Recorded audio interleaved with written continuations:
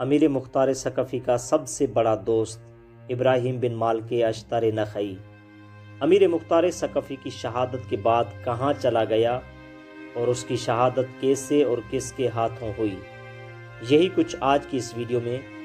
ہم بیان کرنے والے ہیں۔ ابراہیم بن مالک اشتر نخعی اہل بیت علیہ السلام سے محبت کرنے والے اشخاص میں سے ایک شخص تھا۔ یہی سبب ہے کہ واقعہ کربلا کے بعد،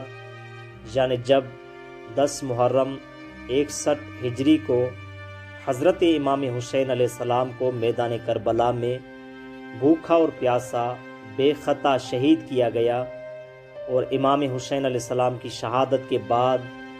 جب مختار ثقفی نے قاتلان امام حسین علیہ السلام سے انتقام لینے کے لیے قیام کیا، تو یہی سبب ہے کہ ابراہیم بن مالک اشتر نخعی نے مختار ثقفی کی بیعت کی، تاکہ مختار ثقفی سے مل کر قاتلان امام حسین علیہ السلام سے انتقام لیا جائے۔ بس امیر مختار ثقفی اور ابراہیم بن مالک اشتر نخعی نے مل کر کوفے میں قیام کیا۔ عبداللہ ابن مطیع، جو کہ عبداللہ ابن زبیر کی طرف سے کوفے کا حاکم تھا، اسے شکست دے دی، اور قیام کی کامیابی کے بعد امیر مختار ثقفی خود کوفے کے حاکم ٹھہرے، اور قیام کی کامیابی کے بعد ابراہیم بن مالک اشتر نخعی 8000 سپاہیوں کے ساتھ عبید اللہ ابن زیاد سے جنگ کرنے کے قصد سے کوفے سے روانہ ہوا، اور 66 ہجری ذی الحج کے مہینے میں موصل سے تقریباً 5 فرسخ دور فاصلے پر دونوں لشکروں کے درمیان گھمسان کی جنگ ہوئی، اور اسی جنگ میں ابراہیم بن مالک اشتر نخعی کے ہاتھوں عبید اللہ ابن زیاد ملعون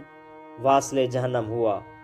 اور حسین بن نمیر بھی، جو کہ قاتلان امام حسین علیہ السلام میں سے ایک تھا، اسے بھی ابراہیم بن مالک اشتر نے واصل جہنم کیا۔ اس جنگ کی کامیابی کے بعد ابراہیم بن مالک اشتر نخعی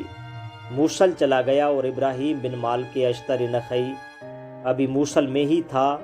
کہ مصعب ابن زبیر نے کوفے پر حملہ کیا۔ مختار ثقفی اور مصعب ابن زبیر کے درمیان گھمسان کی جنگ ہوئی، مگر کوفے والوں کی بے وفائی کی وجہ سے امیر مختار ثقفی 14 رمضان 67 ہجری کو مصعب ابن زبیر کے ہاتھوں شہید ہوئے، اور امیر مختار ثقفی کی شہادت کے بعد ابراہیم بن مالک اشتر نخعی نے اپنی اور اپنے ساتھیوں کی جان کی حفاظت کے لیے یہ مصلحت سمجھتے ہوئے مصعب ابن زبیر کی بیعت کی۔ اس کا نتیجہ یہ نکلا کہ مصعب ابن زبیر نے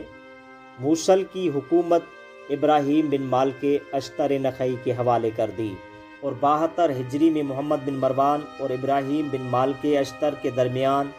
گھمسان کی جنگ ہوئی۔ ابراہیم بن مالک اشتر نے بہت ہی شجاعت کے ساتھ جنگ کی، مگر ابراہیم بن مالک اشتر نخعی کے کچھ ساتھیوں کی بے وفائی کی وجہ سے اسی جنگ میں آپ شہید ہوئے۔ آپ کی شہادت کے بعد حسین بن نمیر کے غلاموں نے آپ کے بدن کو جلا دیا۔